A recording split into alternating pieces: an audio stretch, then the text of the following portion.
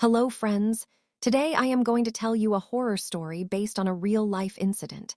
This story comes from a small village called Baghari, where people still fear the sound of drums at night. Even today, no one has been able to explain what truly happened there. So let's begin. Kumar had always avoided going back to his village. No matter how many times his mother called him, he made excuses. But this time, things were different. He was not alone. With him was Rakshita, his girlfriend, and a horror content creator who loved exploring haunted places. For Rakshita, this trip was exciting. For Kumar, it was a nightmare he had been running from his whole life. As their train moved closer to Baghari, Kumar became quieter. Rakshita noticed it, but she ignored his fear. She thought it was just village superstition. When they finally arrived, the village felt strange. People were staring at Kumar not with happiness, but with fear. Some even whispered as he passed by as if they knew something he didn't want to face.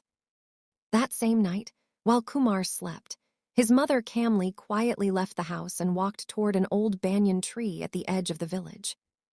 In her trembling hands was Kumar's photograph. She placed it under the tree and slowly applied sindoor on his face, like a bride. Tears rolled down her eyes as she whispered, "Please save my son this time." It was not a prayer. It was a bargain. Meanwhile, Rakshita couldn't resist her curiosity. Around 2 a.m., she picked up her camera and secretly left the house. She reached the banyan tree and started recording. "Guys, tonight I'm exploring the most haunted spot of this village." Everything was silent. Too silent. Then suddenly, she heard it. A faint sound of D-Hall, drums, coming from nowhere. Her heartbeat increased, but she kept moving forward. And then she saw it. A photograph. Kumar's photograph, covered in sindoor. Confused and scared, she picked it up.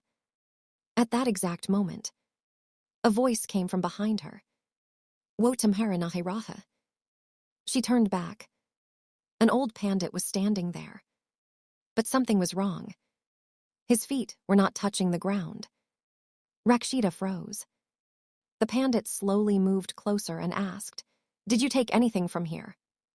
Terrified, she lied and ran away. The next morning, when Kumar's mother saw the disturbed ritual, she broke down screaming. "You have destroyed everything." That's when Kumar finally told Rakshita the truth.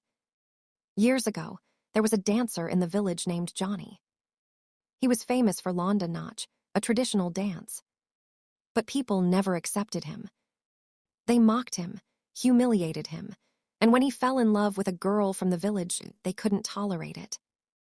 One night, the villagers beat him brutally and left him under that same banyan tree. Broken, alone, and dying.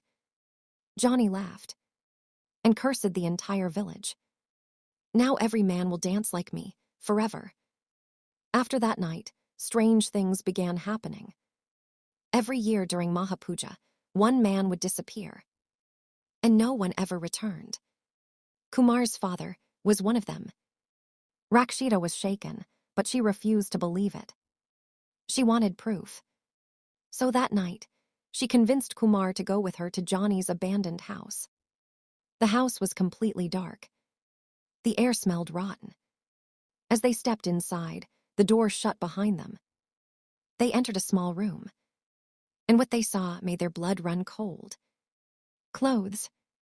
Hundreds of clothes. Men's clothes. Old, torn, covered in dust. Kumar picked one shirt. His hands started shaking. It was his father's. Suddenly, they heard it. Dole. Loud. Echoing through the house. The sound pulled them outside. And there, in the open ground, they saw him. A figure dancing. Wearing a red gagra. Spinning unnaturally fast. His bones cracking with every move. The sound of gungru filled the air. Kumar whispered, "Don't look." But it was too late. The figure stopped. Slowly, it lifted its face. It was Johnny. Eyes hollow. Smile unnatural. He pointed directly at Kumar. Ek aur aa gaya. Before Kumar could react, invisible hands grabbed him. He screamed in pain. Arikase chaitiye run. Rakshita ran as fast as she could. She didn't look back, but she could hear it. Not one, but two sets of footsteps behind her. And the sound of Gungru getting closer. The next morning, villagers found Rakshita's camera near the banyan tree. Broken, covered in mud. But the last recording was still there. In the video, a dancer was spinning violently, then suddenly stopped, and looked straight into the camera. It was Kumar.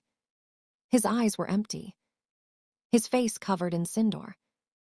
And behind him, dozens of shadowy figures were dancing. Even today, in Baghari, every year during Maha Puja, one man disappears. And if you ever hear the sound of drums at night, don't follow it, because once the dance begins, it never ends. Thanks for listening to this story. If you enjoy real-life horror stories like this, don't forget to subscribe. And if you have experienced something strange or paranormal in real life, you can share your story with us at nightmareedgesuvash@gmail.com. Maybe your story will appear in the next video.